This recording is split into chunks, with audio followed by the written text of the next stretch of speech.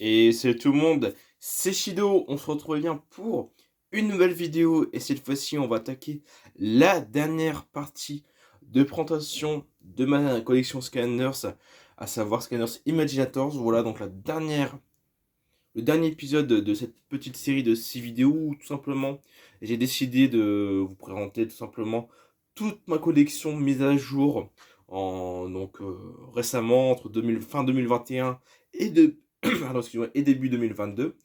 Donc Imaginator, sixième jeu de la série Scanners et qui du coup connaîtra la fin des Scanners sur console.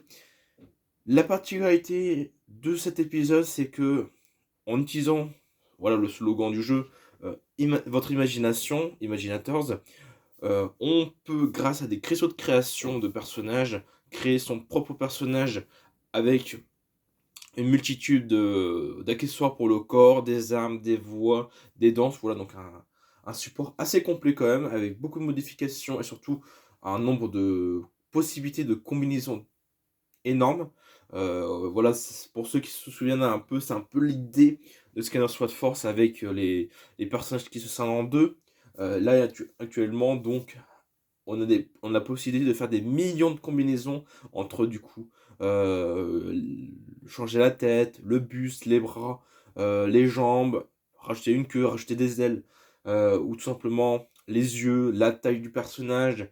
Voilà, donc c'est vraiment, on va dire, une combinaison infinie de possibilités que nous propose le jeu, dont je vais vous présenter simplement quelques cristaux de création que je possède à côté, parce que c'est pas vraiment l'aspect joué sur ça qui compte, c'est vraiment dans le jeu. Alors malheureusement, je pourrais pas vous le montrer là dans cette vidéo là, mais il faut imaginer que chaque cristaux de création, je vous présenterai plus tard dans la vidéo, permet tout simplement de créer un personnage. Et aussi, ce que j'ai oublié de vous dire, c'est que ces personnages qu'on crée sont divisés en tout, donc dans les 10 éléments de Scanners, à savoir l'eau, lumière, ténèbres et j'en passe.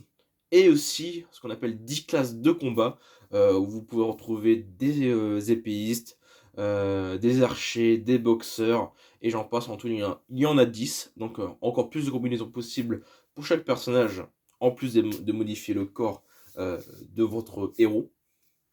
Mais ces personnages-là sont accompagnés aussi d'une nouvelle classe de Skylanders, appelée Sensei. C'est la seule classe qui a été rajoutée dans ce jeu. Voilà, tous les personnages Skylanders hors Imaginators est un Sensei. Et c'est ce que je vais vous présenter dans cette vidéo, dans le premier temps, à savoir une grande partie des Sensei de Skylanders Imaginators. Parce que de souvenirs, il doit m'en rester 2-3 qui me manquent.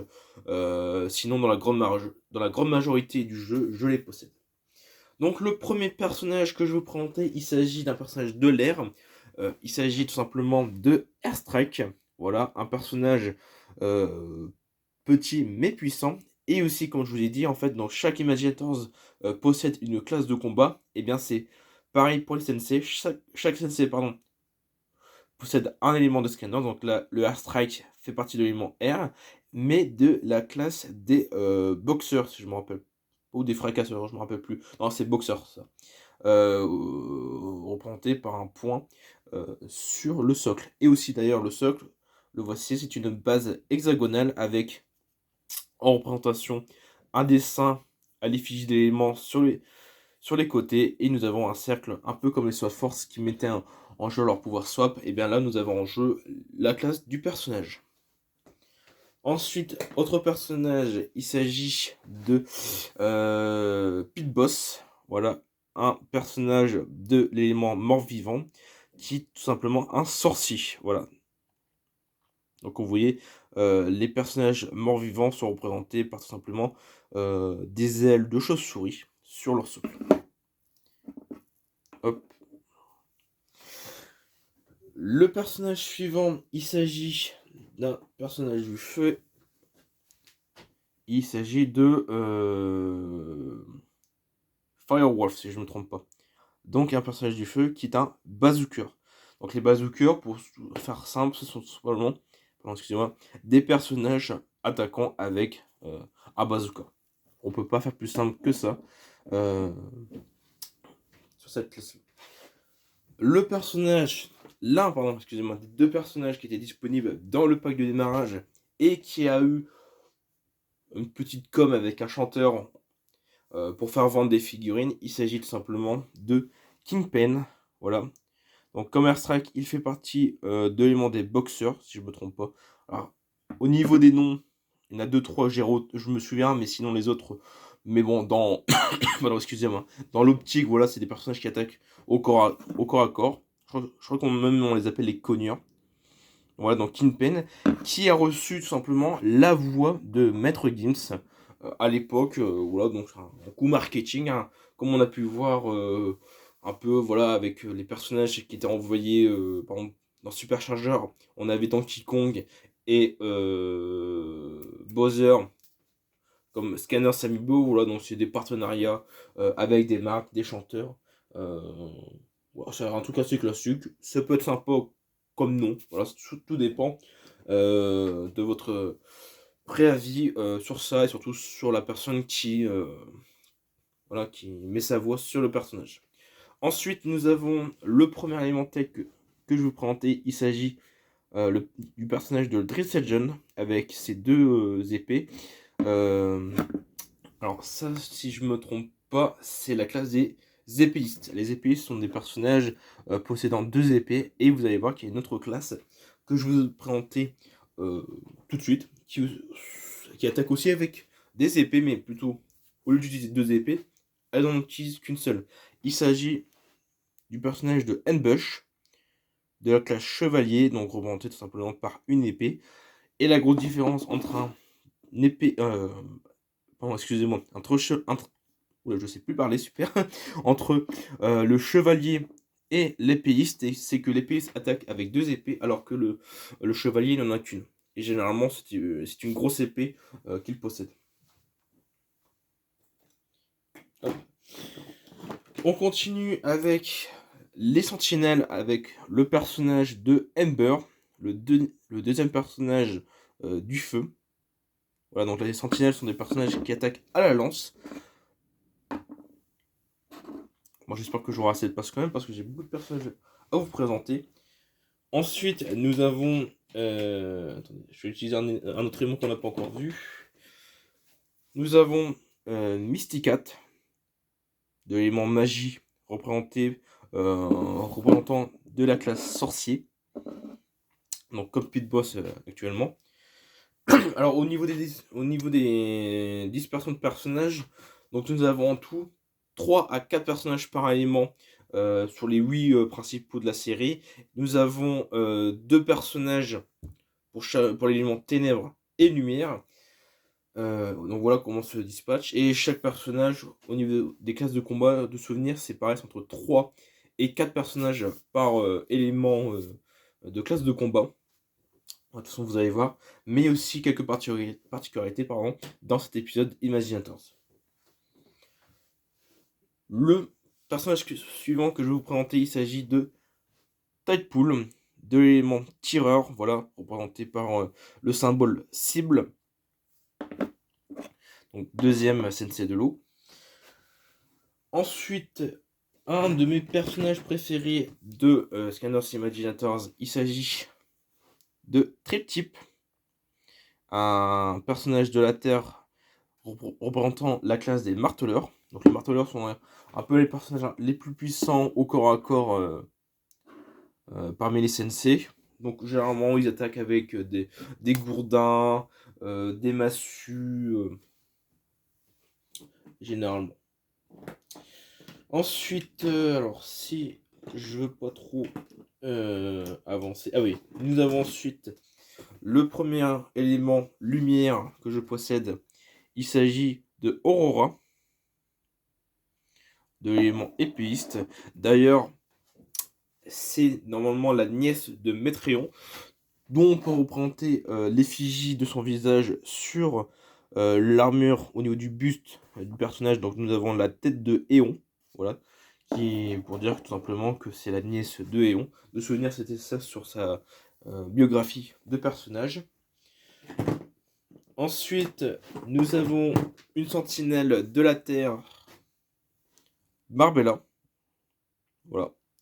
qui est pour moi un des personnages les plus beaux des Sensei.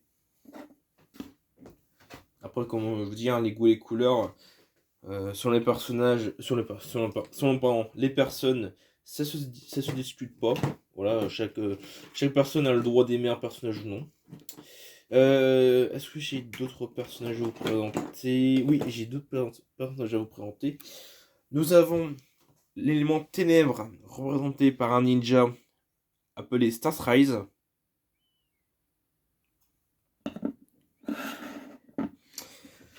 Et je regarde, parce que je crois qu'on a presque fini pour cette classe de personnages-là. Alors, il m'en reste 3, du coup.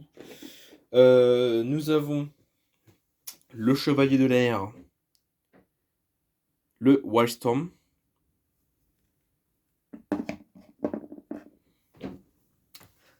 Et nous avons en personnage tech un archer appelé Robot. Dont, voilà, une des nouvelles particularités de Scanners Imaginator, c'est qu'on, bien sûr, on retrouve des niveaux bonus, mais sous les 2 derniers packs aventure niveau bonus, on n'avait pas d'objet à part entière comme on pouvait retrouver par exemple sur les premières générations Scanners, la crypte noire ou la tour du temps. Là, actuellement, en fait, ces 2 personnages-là, quand vous les posez en jeu sur le portail, ils vous permettaient de débloquer 2 nouveaux niveaux à parcourir. Voilà, donc ce sont ce que j'appelle des scanners niveau bonus. Bien sûr, l'appellation n'est pas générale, de mon côté, c'est comme ça que je les appelle.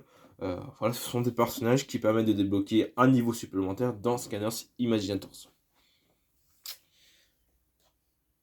Un autre personnage là, malheureusement, qui a reçu un petit problème d'impression. Il s'agit du ninja de l'élément vie Boom Bloom. Et si vous reconnaissez, c'est que si vous êtes attentif au niveau des, comment dire, des éléments magie, eau et compagnie de scanner, vous voyez que c'est bizarre. Nous avons l'élément vie qui se trouve à l'emplacement du logo de la classe de combat du personnage. Tout simplement, c'est que le personnage, quand il a été usiné, tout simplement sur les lignes de fabrication, hein, malheureusement, ils n'ont pas donné le logo ninja au personnage, mais le logo vie qu'on retrouve tout simplement sur les qu'on retrouve ils les ont pas. Ah si, pardon, excusez-moi. Les logos qu'on retrouve sur les cristaux de création. Vous allez voir, c'est que chaque cristaux de création, pour indiquer du coup comme l'élément, possède une petite impression du logo de l'élément. Là, malheureusement, il y a eu une petite erreur sur la fabrication. Bon, ce qui a posé problème à certains, mais personnellement, bon, voilà, de toute façon, c'est fait, hein, on va pas renvoyer un personnage comme ça, surtout si c'était un personnage de niveau bonus. Alors, pas comme ces deux-là. Là, c'était vraiment un pack niveau bonus classique, un personnage, un objet pour débloquer l'élément, plus 2-3 goodies en plus, comme à l'époque. Ensuite, bah, du coup, le dernier personnage de cette classe que je vous présentais, il s'agit d'un archer de l'élément magie. Alors, je regarde si j'en ai quand même pas d'autres. Non, je n'en ai pas d'autres. Il s'agit de Bushwalk. C'est pas Bushwalk. Ah, Bushwalk, c'est le chevalier de la magie. Comment il s'appelle déjà lui? Bon, je sais plus. Bon, la chèvre archer de la magie, voilà. Si, c'est Bushwalk. Oh, je me suis complètement emmêlé dans les. Non, pardon. Qu'est-ce que je dis? Ça, c'est Ambush et ça, c'est Bushwalk. Je me suis mêlé les pinceaux sur les noms des personnages, tellement il y en a. Donc voilà ce qui conclut pour ces CNC-là. Mais, comme je vous l'ai dit, Imaginators a vu beaucoup de particularités arriver. Donc, comme les personnages qui bloquaient un niveau sans forcément avoir besoin d'un objet supplémentaire. Nous avons des méchants, voilà, comme dans Traptine, des méchants de Traptine qui ont décidé de rejoindre les rangs des Scanders, des Sensei, après avoir décidé d'eux-mêmes de rejoindre le côté gentil de la force, on va dire, on va l'appeler comme ça. Ou tout simplement, d'ailleurs aussi, ce que je vous ai pas présenté, c'est que, c'est vrai, tout à l'heure je vous ai dit Sensei, donc Sensei ça veut dire maître, tout simplement en japonais. Bon, bien sûr, il y a d'autres significations à sensei, voilà, maître, professeur. Voilà, non, en tout cas, c'est dans l'optique de quelqu'un qui apporte une connaissance, quelque chose à une autre personne, un élève, euh, un, un apprenti. Là, tout simplement, les sensei ont pour vocation d'entraîner les imaginateurs, donc les personnages que vous créez grâce au cristaux de création, pour devenir de puissants et valeureux scanners. C'est pour ça qu'on nous appelons cette nouvelle classe de scanners les sensei.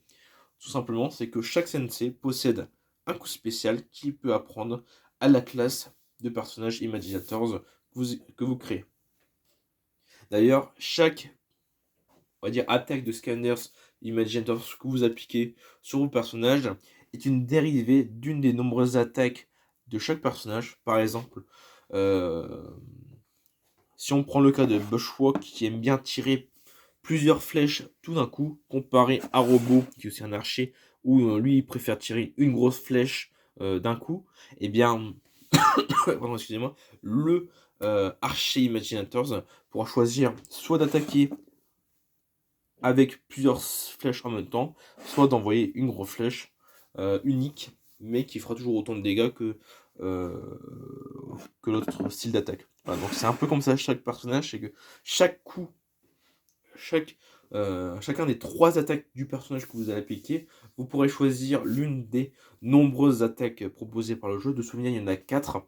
2 qui sont tout simplement tirées des personnages Scanners et 2 autres qui sont tout simplement des attaques inédites, pardon, excusez-moi, pour Scanners. Voilà comment un peu se regroupe cet aspect attaque pour les Imaginators. Donc je vous ai dit, Sensei c'est fait, en tout cas pour la représentation de leur rôle de maître, mais comme je vous ai dit, il y a des méchants qui ont décidé de rejoindre les Scanners pour pouvoir entraîner les nouveaux Imaginators. Donc ils sont au total de 10. Oui, il y en a un par élément. Dont je vais vous présenter tout de suite chacun des personnages. Alors bien sûr, comme je vous l'ai dit, je ne possède pas tous les personnages de Scanners Imaginators en termes de sensei. Par exemple, ici, il me manque Chopscotch, qui est un personnage de mort-vivant marteleur que je ne possède pas. Qui d'autre que je ne possède pas il doit m'en manquer un autre, mais je ne me rappelle plus trop de qui c'est. Bon, on commence avec le personnage, le premier méchant à devenir un scanner, qui était aussi disponible dans le pack de démarrage Scanners Imaginators, la Golden Queen. Voilà. Donc ancienne maraudeuse de Scanners Strat Team, qui a décidé tout simplement de rejoindre les rangs des Scanners, qui est aussi un personnage très puissant quand même, très sympa à jouer. Je vous le dis, de toute façon, si vous avez Scanners Imaginators, généralement vous avez ce personnage-là et je le trouve très sympa à jouer. Et comme ses compères, elle possède une classe de combat qui est tout simplement celle des sorciers. Alors je sais pas si on va... Ah, ça s'est presque effacé avec celle-là. Ouais, on voit un petit peu un sceptre. Bon, ça s'est un peu effacé avec le temps. Voilà, c'est des personnages qui ont déjà 5 ans quand même. Mais bon, j'essaierai de trouver un personnage qui possède peut-être une meilleure inscription sur ça, mais bon, sinon, le personnage marche très bien. Ensuite, nous avons le docteur Crankcase de la classe des tireurs et de l'élément tech. Ensuite, nous avons le personnage de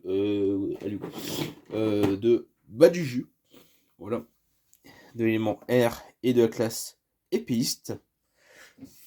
D'ailleurs, certains personnages ont littéralement changé d'élément.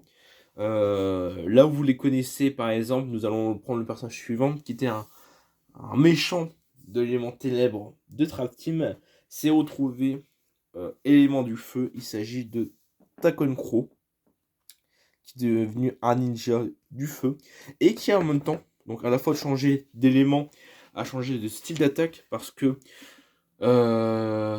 au principal de souvenir, quand vous utilisez Takon Crow, alors pardon, excusez-moi, ça fait vibrer la table, il était épéiste, utiliser une épée. Je crois qu'il y avait comme des shurikens quand même, mais là, dans Imaginators, son épée principale est devenue tout simplement des shurikens. C'est pas plus mal. Après, allez savoir pourquoi ils ont changé d'éléments entre temps. Je pense que c'était plutôt une concordance au niveau des couleurs du personnage. Bon, c'est un peu bête, mais c'est comme ça. Le personnage suivant, qui pour moi un des meilleurs méchants qui est arrivé, au moins l'une des figurines les plus loufoques, les plus belles quand même, il s'agit de Peñata, voilà, de la classe Marteleur. Une figurine autant de couleurs, faut le dire, de par ses nombreuses couleurs très vives. Ensuite, nous avons le méchant de l'eau qui n'est pas Gulper, mais il s'agit donc, c'était la momie de la classe des cogneurs. Alors, excusez-moi, je n'ai plus son nom à lui. Je sais par contre, c'est un personnage très puissant dans le jeu, mais je me rappelle plus son nom du tout. Voilà, il y a certains personnages qui sont malheureusement des oublis pour ma part, en termes de nom. Ensuite, nous avons un autre maraudeur, Wolfgang, qui est devenu anarchie des morts vivants. Bon, ça commence à faire beaucoup de monde sur la table. Ensuite, nous avons deux éléments lumière, Blasterstone. Voilà, non, c'est pas Luminous ou je sais plus comment il s'appelle, je crois que c'était Night Shift ou quelque chose du genre. Bon, on peut les appeler ça comme des maraudeurs, voilà, parce qu'ils étaient quand même plus puissants que d'autres méchants. Tout simplement, Blasterstone est devenu le scanner méchant de la lumière, et son alter ego, qui était de base un méchant des morts vivants, est devenu un scanner méchant des ténèbres, Ulticle, de l'élément Sentinelle. Donc lui, ça va, à part l'élément qui a changé, il n'a pas plus changé que ça au niveau de ses attaques, mais c'est vraiment le côté élément qui a changé, qui a fait ça. Aussi, Scanners a pu accueillir un nouveau partenariat, donc comme les Scanners Amiibo de Supercharger, donc Donkey Kong et Bowser. Là, nous avons tout simplement un partenariat en plus avec une licence phare de chez PlayStation, à savoir Crash Bandicoot et Dr. Neo Cortex, qui ont rejoint les rangs des Scanners et qui, comme Wildstorm et Robo, pouvaient débloquer un niveau supplémentaire dans le thème des jeux Crash Bandicoot. Donc le premier Crash, le voici, il a rejoint donc l'élément vie avec la classe des marteleurs, et Dr. Neocortex qui a rejoint tout simplement l'élément tech en devenant un sorcier. Alors là il faut réfléchir un peu parce que dans Scanners Imaginators, Dr. Neocortex attaque avec un pistolet. Alors il aurait pu avoir la classe aussi tireur. Bon, c'est un choix des éditeurs, des développeurs de l'avoir rendu comme ça en sorcier, mais il fait le taf, et franchement les deux personnages sont assez cool à jouer, chacun des particularités. Par exemple, Crash Bandicoot possède des vies, voilà, un peu à la star de Night Shift. Quand vous débloquez pourquoi je dis Night Shift pour aller le méchant du musée de minuit, je me rappelle même plus comment il s'appelait, mais Night Shift c'est le personnage Swapper, le boxeur de Sword Force, mort vivant. Comme Night Shift, en fait, lui, Crash peut débloquer des vies supplémentaires. Alors bien sûr, le nombre de points de vie a diminué pour le personnage, mais si on prend en compte tous les éléments, nous avons 900 points de vie en tout pour le personnage, qui est plutôt un gros chiffre pour les sensei. Et bien entendu, ce n'est pas fini, parce que encore un nouveau méchant a rejoint Scanners, et je pense que ceux qui connaissent Imaginators ont deviné de qui je parle. Il s'agit tout simplement de Chaos.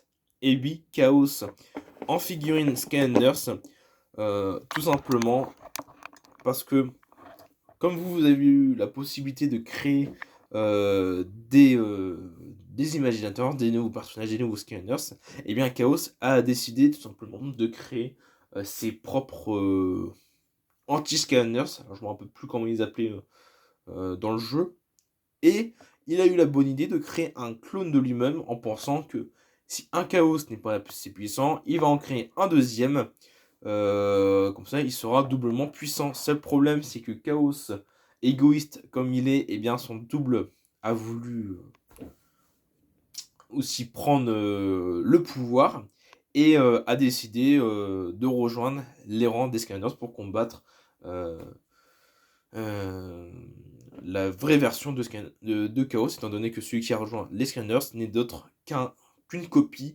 créée par le Chaos original. Mais franchement, il est très puissant.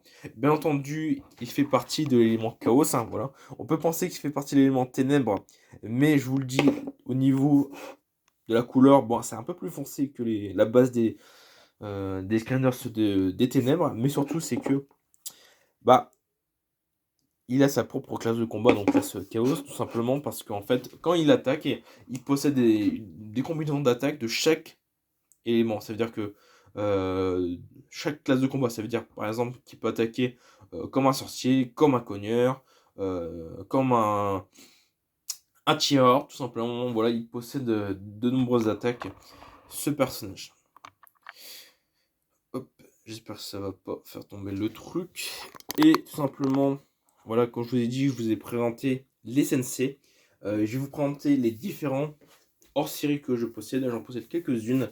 Donc, comme vous savez, ce sont des Dark, des Legendary. J'en ai pas des Legendary dans Imaginators, mais des Dark j'en ai. Ou des personnages à thème comme ceux de Noël, Pâques, ou plein d'autres. Voilà, des éditions limitées de personnages. Dont le premier, nous avons Dark Kingpin, suivi de la Dark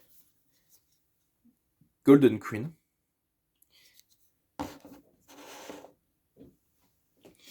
Ensuite, nous avons une dernière Dark Edition parce que généralement, dans chaque pack Dark, on retrouvait 3 personnages,